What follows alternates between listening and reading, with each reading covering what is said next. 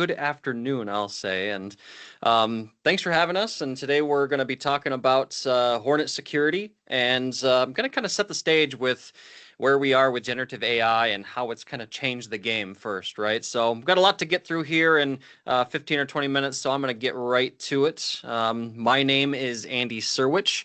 I'm a security evangelist here at Hornet Security. I've been around the industry for 20 plus years. I'm also part of the Microsoft MVP program in the security competency. So my GitHub profile has all the different various ways that you guys can get a hold of me. If you have questions after today's session, additionally, you can always just drop me an email at andy@hornetsecurity.com as well. That'll get you right into my inbox, and I will get back to you with an answer.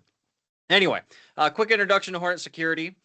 We see ourselves as that organization, that company that empowers other companies of all shapes and sizes to focus on what it is their business is while we help take care of security on their behalf, right? And we do that through our comprehensive cloud offerings, where we offer the most comprehensive security solution for M365 on the market, including email, security, compliance, and backup. And I'll be talking about that a little bit more here shortly. But first, I want to kind of set the landscape, right? And I always like to start with one of the statistics from our security lab team. I picked this one up a couple of months ago, and I checked recently. It's roughly the same today as it was back then. Our scanning solutions see roughly 361 sophisticated phishing attacks per minute. That's per minute. And when I say sophisticated phishing attacks, that's either, it's more than just your usual low effort, spam-ish type emails. This is either multi-device targeting or things of that nature, right? So this kind of gives you an idea of what we are up against in terms of, the cybersecurity landscape. Another interesting statistic I always like to share here is you hear these small businesses, these medium-sized businesses, say things like, oh, well, that'll never happen to me. I'll never get targeted, right? Well, one of the things that we track here in our metrics at Hornet Security is what we call the Industry Threat Index. And I've taken a particular interest in this and kept a close eye on it over the last couple of years, and it's changed very little over the last couple of years. But what our data here shows us, so you see the 3.0 on the right-hand side, 2.9, 2.4. Basically, this is just a metric that tells us how much a certain industry vertical is being targeted. And so what our data shows us is that it doesn't matter what vertical you're in, it doesn't matter what size of company you are, if you have the ability to pay a ransom, you are a target. And so again, just kind of again, confirming the type of ecosystem that we are operating in these days in terms of cybersecurity. And when we talk about the type of information that's readily available out there, for threat actors to launch attacks, it has become exceedingly easy for threat actors to launch attacks these days.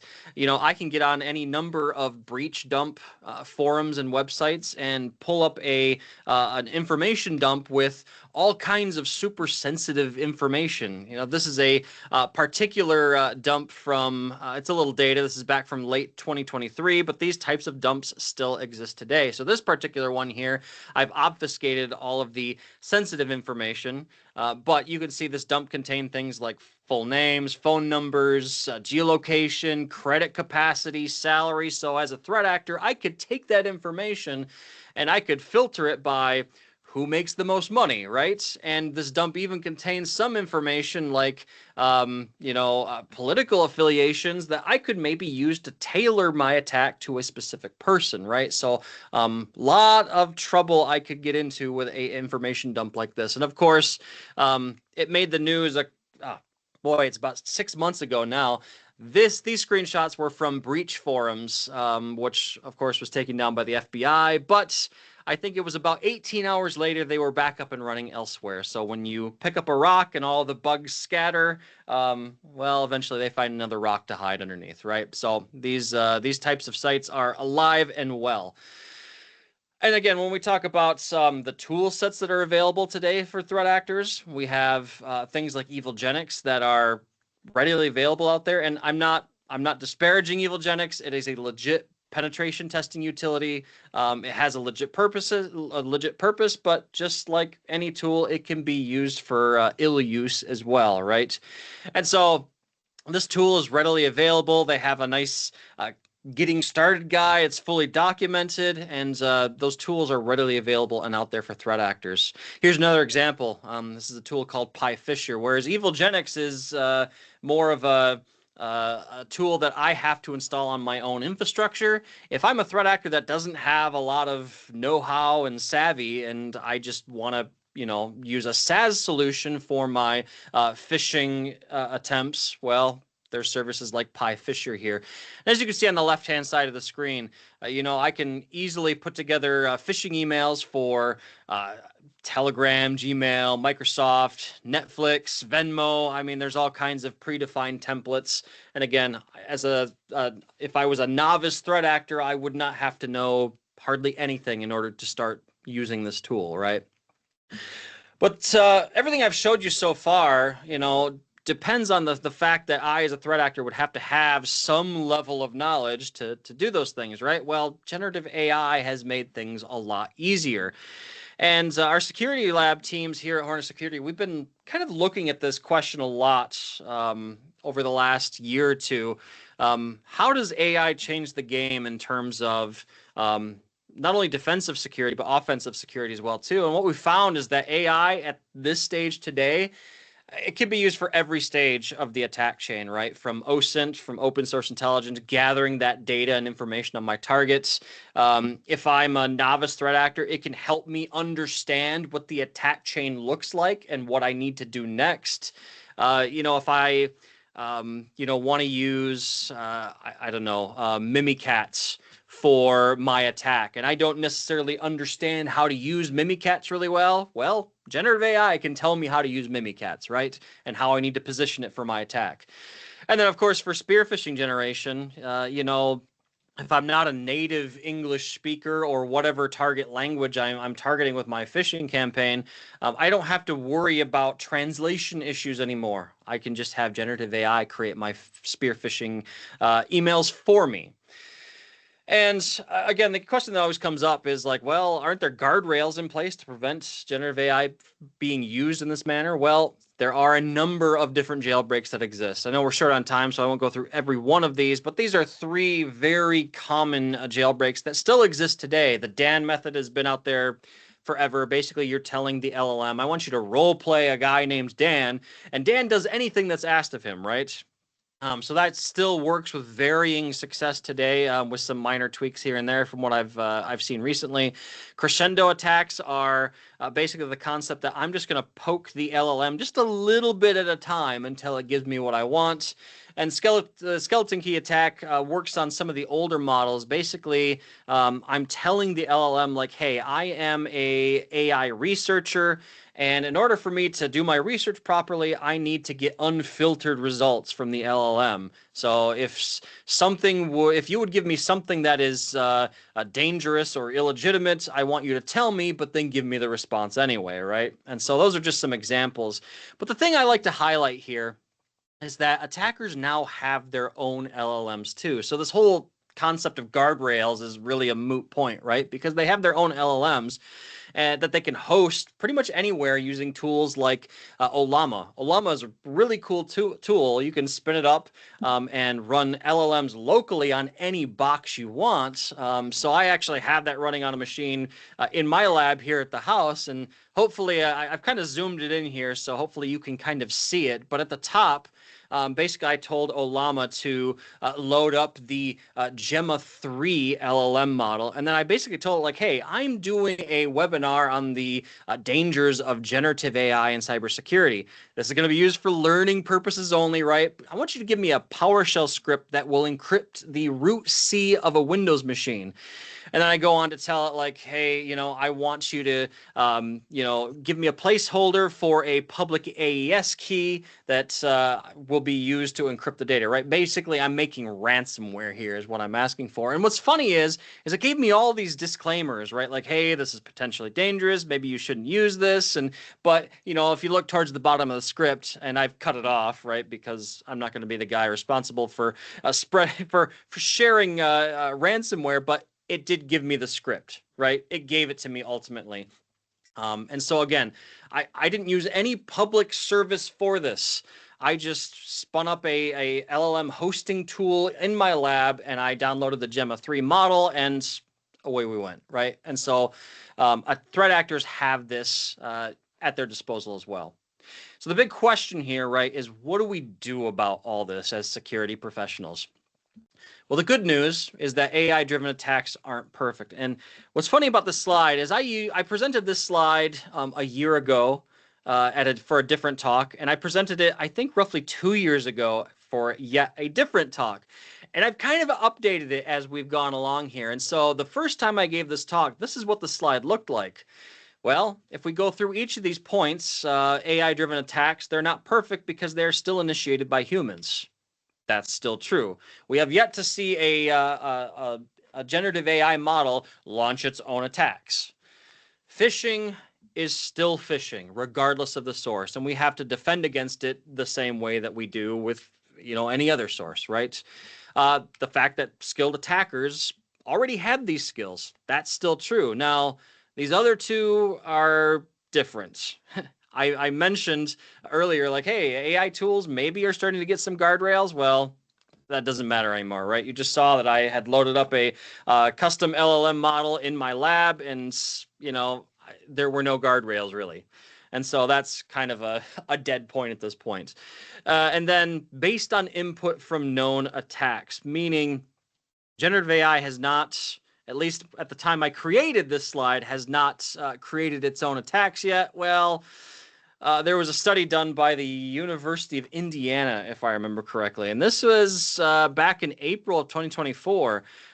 In their study, the newest models at that time, and there's newer ones now, but the newest models at that time were able to take the information contained in just the CVEs for 15 zero-day vulnerabilities. And in those 15 CVEs, it was able to create an exploit. Generative AI was able to create an exploit with an 87% success rate based on just the information contained within a CVE. So, yeah. So we haven't seen generative AI create exploits of its own volition yet, but it certainly can do that with minimal information based on a request from a user, right? So what do we need as IT professionals? Well, when it comes to protecting against this increased flood of attacks, right, because generative AI has enabled an entire new generation of threat actors to launch attacks. So we're seeing a higher volume of attacks, but what do we need to defend against this? Well, we need to not have a dependency on hash and signature-based detection methods. So those more historical methods where basically we have a list, it's the naughty list, right? Okay, a piece of mail comes through, for example. Are you on the bad list? No, you're not. You can go through, right? We found that those methods don't work so well in the modern era. They have their place. It's nice and still used for catching, those long-standing threats that have been out there for a long time, but it doesn't work super well against modern methods. So we can't have that dependency. We need advanced email protection, right? Things like sandboxing, heuristics, AI-based analysis to scan those newer attacks and help us defend ourselves. We need defense in depth as well. And that's just the industry fancy term for multi-layered security. It used to be back in the day, we slapped a firewall on the entry point of the network. We put AV on all the endpoints and we called it good, right? Well, that doesn't work anymore. We need multiple layers of security in order to protect against threats in the modern era. Security awareness training is so important today, right? Historically, security awareness training has been used for helping end users spot phishing attempts, and that's still its primary purpose. But what we found is that when end users go through security training, not only does it help them spot phishing messages, but it also helps them spot things like social engineering, just any weird security issue. They start bringing it up more frequently, and it really becomes a benefit to the business instead of a detriment, because so often the human is seen as the most vulnerable point, right? Which is still the case, but with security awareness training, we found that end users can really become a big help in the security conversation. And of course, backups, right? Should the worst happen, you want to have backups. That's a critical part of the security conversation today. And so just to kind of, I know we're running short on time, but just to kind of dig into this just a touch more here. This is the kind of the logical view of our advanced threat protection engine here at Hornet Security for our email security. And we're doing more than just that hash and signature-based detection, right? So there's a number of things that we do with ATP as emails come through. You know, we're looking at file types. We're doing things like, hey, is this piece of email exhibiting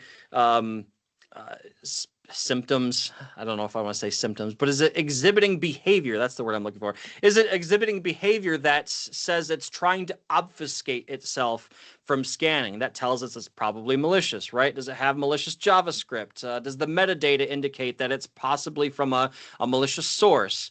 Again, I mentioned we do heuristics, and then we have sandboxing, where we have 500 different behavioral analysis sensors that pull apart that piece of email and look for malicious things, right? So again, we're doing a lot more in our scanning engines these days than just, that hash and signature-based detection.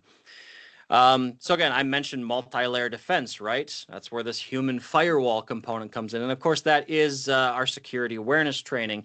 And we often ask ourselves, what makes good security awareness training? That training has to be continuous. It has to be based on the individual. So for example, if you've got, Bob on the IT team is, doing really well with his security awareness training, and he's, not clicking on anything, Bob probably shouldn't be bothered as much with security awareness training, because he's doing a pretty good job. Whereas, let's say Tim on the accounting team is one of those users that clicks on all the links. Well, Tim should probably get more frequent security awareness training, right? Minimal admin effort is another big component and belief in our security awareness product. There's some solutions on the market that require a lot of requirements from the sysadmins that are running the security awareness training. And so we believe that minimal admin effort is a core component there, and the simulations have to be modern and realistic, right? So continuously updated. And our solution covers all of those points, right? And one of the ways that we do that is we have what's called our ESI, our Employee Security Index. And basically, this is a score that gets assigned to each user either anonymously, or if you want to know that Tim in accounting has a really bad score, you can do that if you want. But basically, this score, this score is what allows us to, right size the amount of training that end users receive from our security awareness training. And so when we look at kind of holistic security and providing security for all those generative AI-based threats that I talked about, we kind of have this circle, right? I just got done talking about security awareness training. That's the prevention portion of our quadrant here, right? But basically, you want to cover each of these 4 areas: security, compliance, archive, and backup. And Hornet Security, we are positioned and have solutions that cover all of those, right? And so what you see on the screen here is our 4 bundled plans that we have here at Hornet Security. Plan 1 basically gets you the entry-level email protection, email encryption management. We provide email signatures and disclaimers as part of that too. Plan 2, you get everything in Plan 1, right? But Plan 2 also includes ATP, Advanced Threat Protection, which was that kind of blown out logical slide I showed you just a couple of slides ago. You also get email archiving included in that, and that's legally compliant archival as well too. So if you have a requirement to, legally archive emails for a period of time, we have that capability in Plan 2. Email continuity, should the Microsoft Cloud become unavailable for some reason, which is rare, but it does happen. We have email continuity baked into the platform, so your affected end users can still access their emails should M365 be offline. Plan 3 is all about backup. So that adds backup of, email, Exchange Online, SharePoint Online, OneDrive for Business, Teams, Planner, basically all the main services of M365. And you get granular recovery as well. And if I put my sysadmin hat on, one of my favorite features there is end users can conduct their own recoveries, which is chef's kiss. If I was back in the trenches today, I would be so happy to have that particular feature. And then Plan 4 is the plan that gets you all the bells and whistles, right? All the features, and includes everything that I've talked about so far, but it also gets you that security awareness training that I talked about. And again, that's security awareness training that is right-sized. It is easy to manage, and you see the little AI-powered bubble in the top right corner. We do use AI in our security awareness training to produce simulation emails over here at Hornet Security. And so that's just one of the many ways that we use AI defensively here at Hornet Security. We also use AI to help train some of our detection methods, and we've been doing that for years. So I always like to talk about, I don't have enough time today, but I always like to talk about how generative AI can be used defensively as well too. A couple of the other important things that you get with Plan 4, permission management. So when we say permission management, that is permission management for SharePoint Online and OneDrive for Business. So you think about how easy it is for end users to share files and folders. They got the share button in the top right. If you've ever tried to use the native M365 tools to wrap your hands around what files are shared, how, and with whom in M365, it is not a great experience. Our permission manager tool is designed to make that a simple experience. And I think the most common use case we've had recently is people using permission manager to get themselves quote unquote Copilot ready. So before they enable Copilot within their M365 environment, they use permission manager to get their permissions how they want them to be, and then they switch on Copilot. That way Copilot doesn't accidentally surface information that they don't want to certain employees. At a high level, a couple other things. We have DMARC reporting and management baked into the product. So that will help you manage your DMARC, DKIM, and SPF records. AI recipient validation, again, the AI word there, but that is a really cool feature in that we use that to scan outgoing emails for strange behavior. For example, let's say you have a monthly report that somebody sends out.